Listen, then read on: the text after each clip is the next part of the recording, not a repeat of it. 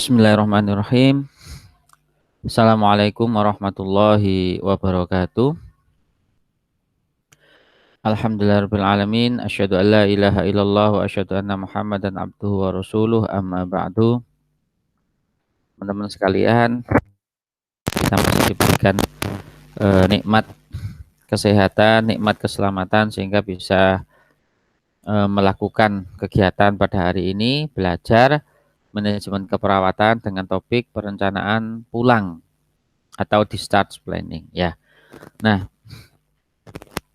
sebelum kita mulai teman-teman sekalian, mari sama-sama kita berdoa terlebih dahulu. Semoga kita semua diberikan keselamatan, kesehatan, ilmu yang manfaat dan barokah. Amin. Berdoa sesuai dengan agama dan keyakinan masing-masing. Berdoa silahkan.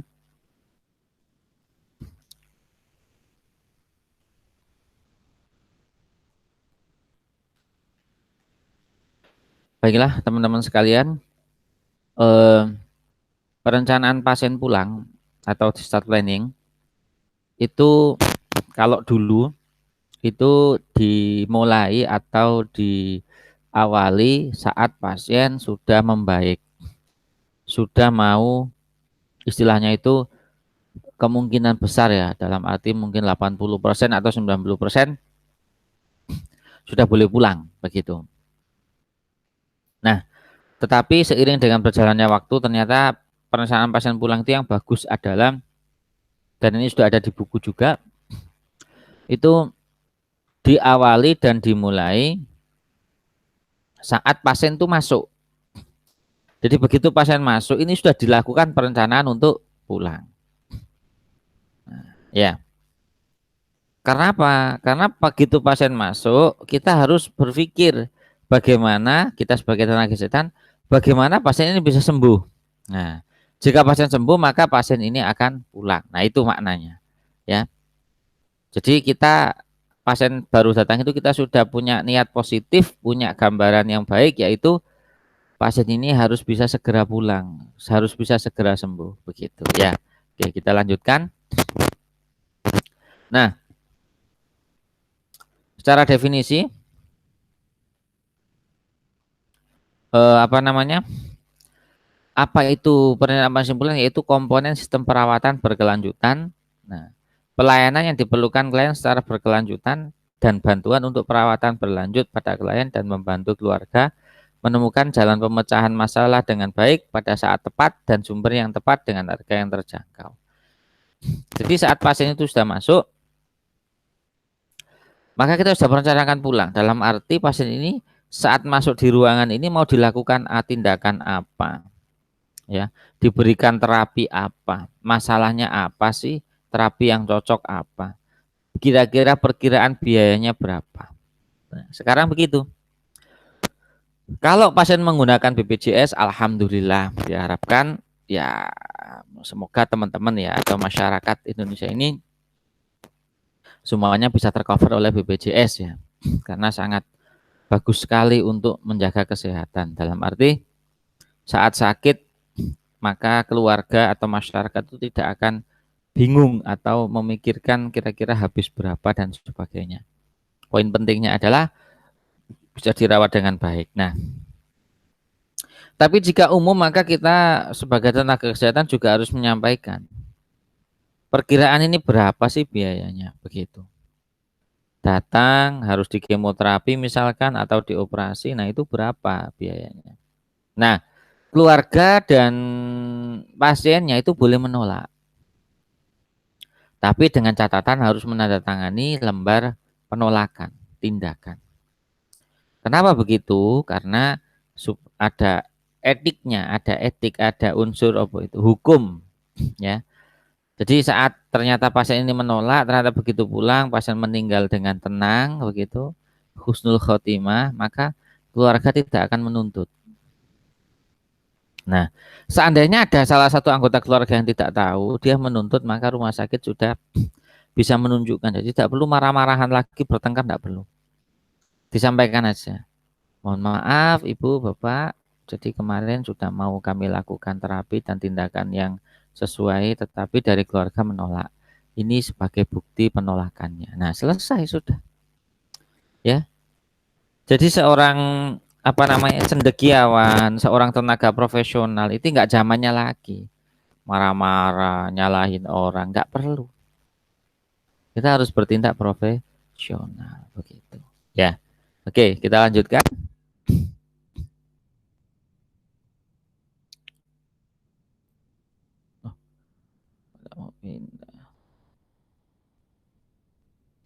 Nah, oke. Tujuannya apa? Untuk tujuan dari discharge planning itu. Yang pertama adalah membantu klien dan keluarga untuk mencapai tingkat kesehatan yang optimal, menjamin perawatan yang berkelanjutan di saat keadaan yang penuh dengan stres, terus rencana pulang yang dimulai pada saat pasien masuk rumah sakit dan secara periodik diperbaiki mencapai tahap akhir dan segera dilaksanakan. Poin utama adalah tujuan dari semua asuhan keperawatan itu adalah pasien bisa mendapatkan kesembuhan atau mencapai tingkat optimal. Itu tujuan utamanya. Nah, di sini kita di start planning tidak bisa. Tujuan ini akan tercapai jika melibatkan keluarga. Makanya mohon maaf jika ada teman-teman sekalian yang dirawat di rumah sakit, kepinginnya itu keluarga itu tidak ngapa-ngapain. Wis pokoknya enak gitu loh. Semuanya dilakukan oleh perawat, tidak bisa begitu. Karena begini, ada kalanya pasien ini, contoh ini ya, minum obat, dia nggak nyaman dengan perawat, bisa karena malu, kalau anak kecil mungkin takut. Nah, tujuan utamanya itu adalah obat ini bisa masuk ke tubuh pasien, bisa dikonsumsi pasien sehingga bisa menyelesaikan masalah kesehatannya. Nah, kalau keluarga itu ngotot, enggak, aku keluarga kok. Di sini kan harus tugasnya perawat. Ngapain keluarga ikut-ikutan? Walhasil pasien tidak bisa minum obat karena bisa jadi pasien contoh apalagi anak-anak takut dengan perawatnya. Loh, tidak salah, perawatnya sebenarnya nggak menakutkan. Tapi namanya anak kecil itu kadang tidak nyaman dengan orang lain selain yang dia kenal setiap harinya. Nah, begitu. Ini yang perlu kita pahami. Jadi bukan berarti kok perawatnya itu tidak mau melakukan, bukan. Tapi perawat ini berkolaborasi dengan keluarga untuk meningkatkan kesehatan atau istilahnya itu menyembuhkan pasien. Tidak bisa sendirian. Begitu. Lansia, dewasa. Kadang ada dewasa laki-laki, dia nggak mau karena mungkin bukan muhrim begitu. Nah, otomatis ya, oh ini Bu, obatnya nanti diminum ya 3 kali sehari. Nah, diberikan kepada keluarganya. Begitu ya. Sehingga harus ada kolaborasi dan kerjasama. Termasuk silakan keluarga boleh menyampaikan keluhan. Ini semalam habis minum obat, alhamdulillah tidur nyenyak misalkan. Terus boleh misalkan habis minum obat kok anak saya malah kedinginan ya, sus ya. Nah boleh. Disinilah perawat akan membantu mengkomunikasikan kepada dokter, dilaporkan. Dokter, pasien ini kok setelah minum obat ini kok dia menggigil. Nah, misalkan begitu. Maka dokter akan memberikan advice misalnya, tolong cek ini, otomatis perawat akan memeriksa. Perawat tidak akan menyuruh, Bu diperiksa, enggak, perawat yang memeriksa, begitu. Ya, tapi perlu kerja sama dengan keluarga. Ya, nah, apalagi saat pasien ini sudah di rumah. Harapannya begitu di rumah, perawatan tetap berlanjut. Lah siapa yang merawat di rumah? Ya keluarga. Makanya jika di rumah sakit keluarga sering dilibatkan, dia akan paham begitu. Dan di rumah bisa ngontrol dietnya, aktivitasnya, minum obatnya itu keluarga. Begitu.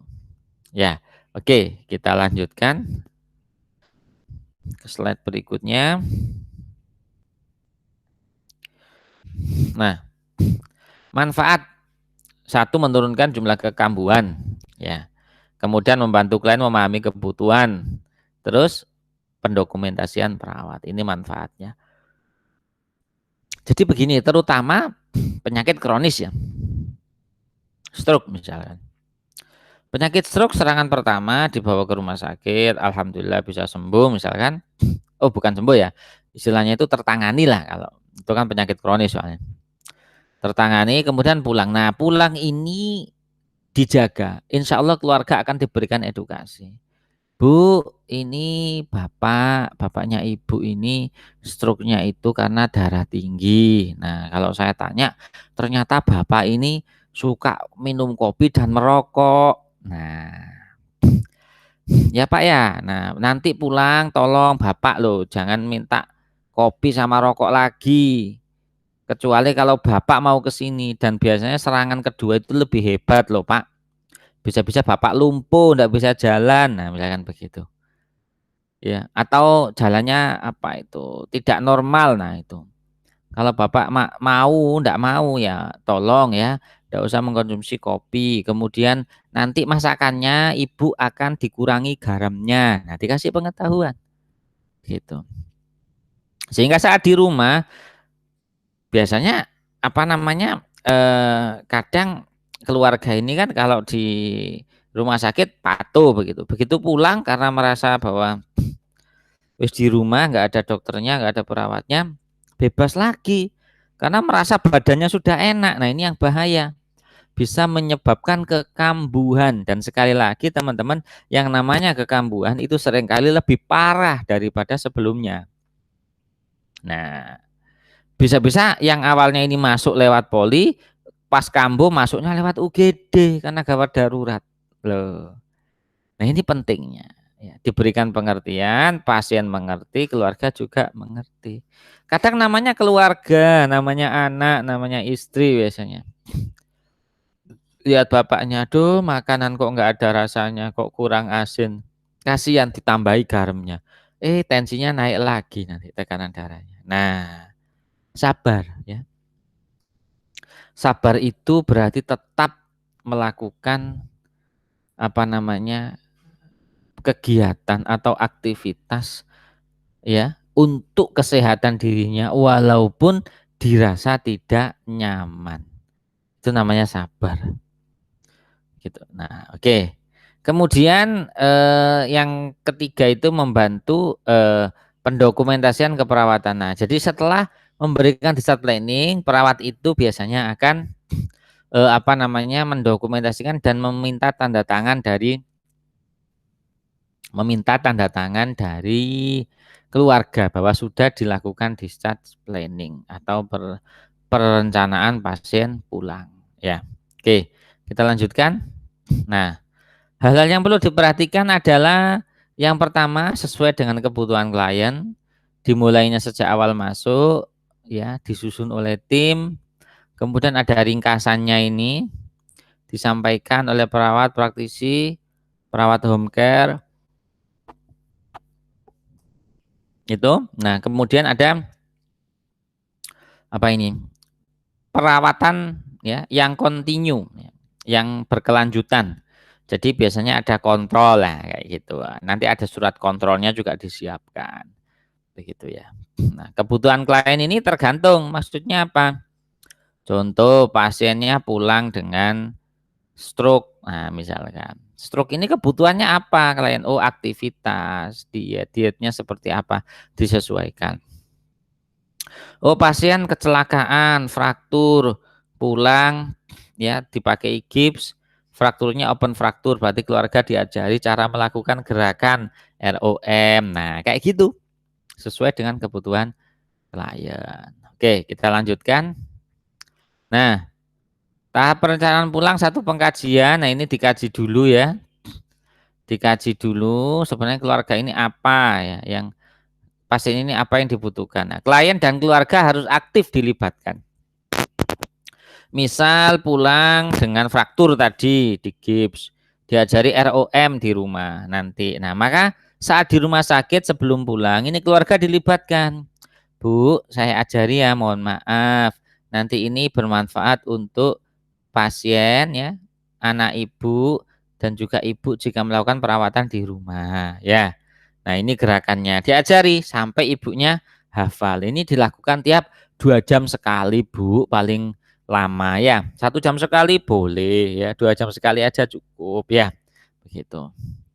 Kemudian ini gerakannya itu diajarkan sehingga nanti saat pulang keluarga ini sudah bisa begitu. Termasuk misalkan hmm, apa namanya mengajarkan satu lagi itu injeksi insulin misalkan, karena kadang ada pasien diabetes itu pulang dibawain insulin. Ini Bu caranya Bu tak ajari ya. Ibu perhatikan saya dulu. Nah ini sudah waktunya mau makan, pasien kita injeksi dulu ya. Jadi sebelum makan, makanannya sudah siap di depan ibu, di depan pasiennya, baru ibu memberikan injeksi. Jangan makanan baru dibelikan, berangkat beli, pasien diinjeksi. Ya kalau belinya cepat Bu. Lah kalau belinya ngantri gimana? Kalau tokonya tutup, lah kan kasihan nanti bisa hipoglikemi. Nah itu kita sampaikan, kita ajari. Ini diputar Bu ya, kemudian ini di swab dan seterusnya. Kita ajari. Setiap hari selama di rumah sakit, maka itulah apa namanya? Dimulai dari saat pasien masuk. Begitu. Tapi ingat hal-hal yang bersifat ringan saja, jangan yang terlalu berat ya. Begitu. Oke. Nah, kita lanjutkan. Nah, diagnosa keperawatan. Nah, ini didasarkan kepada apa namanya pengkajian ya. Nah, ini tidak apa namanya kita sampaikan oh ya ibunya sesek. Nah, jangan menggunakan bahasa-bahasa keperawatan kalau disampaikan kepada keluarga. Nanti bingung ya. Nah, begitu.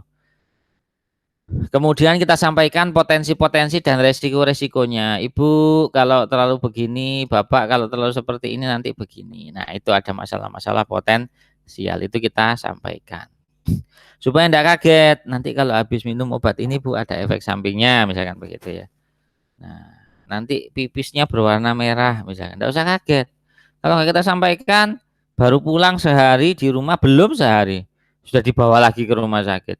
Kenapa takut? Tadi ini waktu pipis kok kencingnya berwarna merah. Ibu habis minum obat ini. Iyalah, ternyata bukan karena sakit, tapi karena efek samping obat. Yang enggak efek samping sih, memang pembuangan obat itu kadang merubah warna urin kan begitu ya. Oke.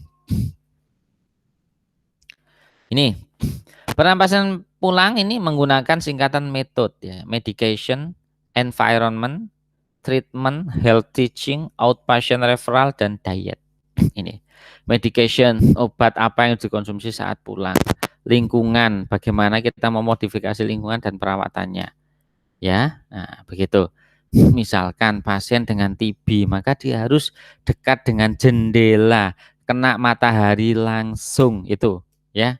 Begitu. Itu contoh aja, ya. Memang rumah yang bagus itu rumah yang kena sinar matahari langsung.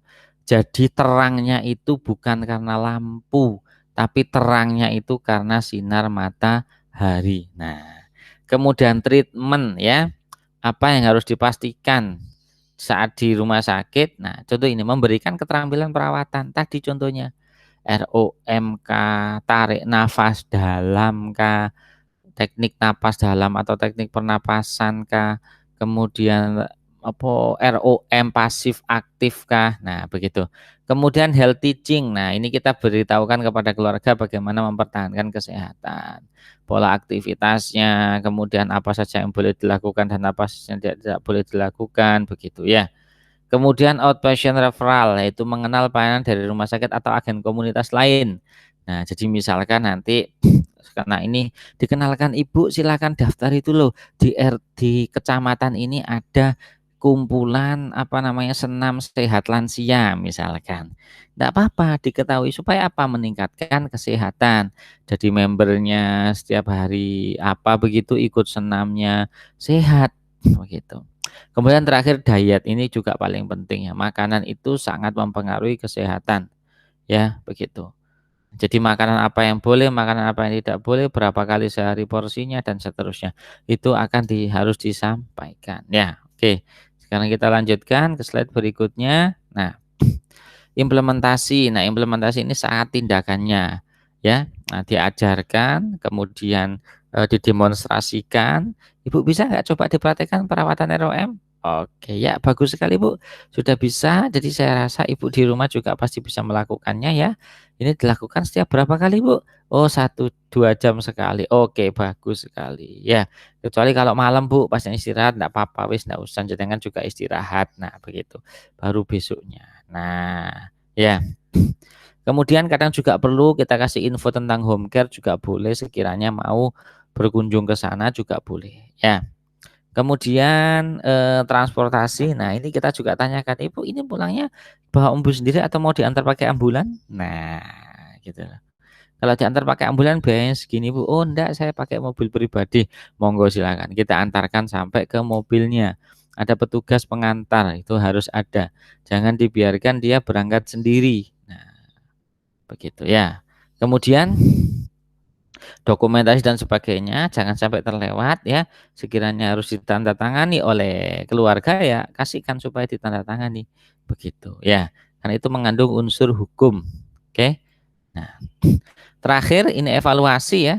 Jadi evaluasi ini adalah apa namanya, dilakukan melalui telepon, bisa saat kunjungan rumah juga kita datangi atau saat kontrol, bagaimana derajat penyakitnya, hasil perawatan selama di rumah bagaimana, durasi perawatannya tetap atau dikurangi atau ditingkatkan, kemudian jenis pelayanan diperlukan apa, misal nih pasien pulang, dengan luka yang cukup besar, butuh perawatan luka, silakan bisa komunikasi dengan rumah sakit untuk didatangi dan dilakukan perawatan, ya. Kemudian komplikasi tambahan dan ketersediaan sumber-sumber, termasuk dekat dengan pelayanan kesehatan ataukah tidak, dekat dengan dokter praktek ataukah tidak, begitu. Biasanya kalau rumahnya jauh, mau kontrol ke rumah sakit kok terlalu jauh, kadang dokter bisa memberikan rekomendasi untuk kontrol di dokter praktek. Nah, begitu ya, praktek terdekat. Oke, nah saya rasa cukup teman-teman sekalian. Terima kasih ya. Nah, saya cukupkan sekian, mari sama-sama kita akhiri dengan membaca hamdalah. Alhamdulillahirabbil alamin. Kita tutup dengan doa kafaratul majelis. Bismillahirrahmanirrahim. Subhanakallahumma bihamdika asyhadu an la ilaha illa anta astaghfiruka wa atubu ilaik. Saya cukupkan sekian, mohon maaf atas segala kekurangan. Saya akhiri wabillahi taufik wal hidayah waridho wal inayah. Wassalamualaikum warahmatullahi wabarakatuh.